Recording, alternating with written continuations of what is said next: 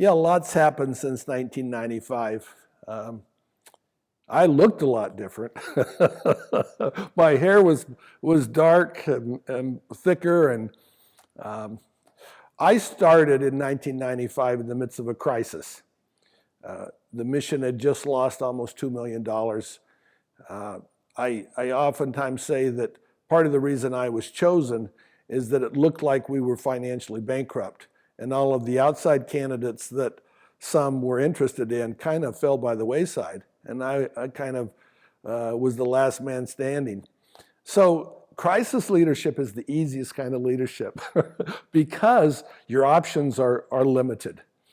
I think it's more challenging after you get beyond a crisis to provide good and effective leadership.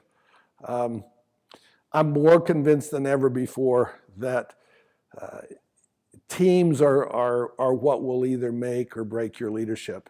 And I've been on some very good leadership teams, both on a team member and the team leader. And I'd say in the last several years, we've had one of the best, most unified teams that we've ever had. And that's a real source of encouragement. We've also begun to understand some things about focus, and we can't be all things to all people.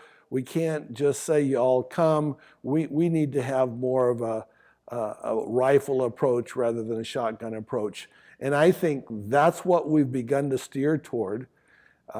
Our constituency in the missions world has changed so much that if we continued to be the same kind of organization, we're not sustainable. So I think we've learned where our sweet spot is, where we need to focus, and what will propel us into the future in a much stronger way than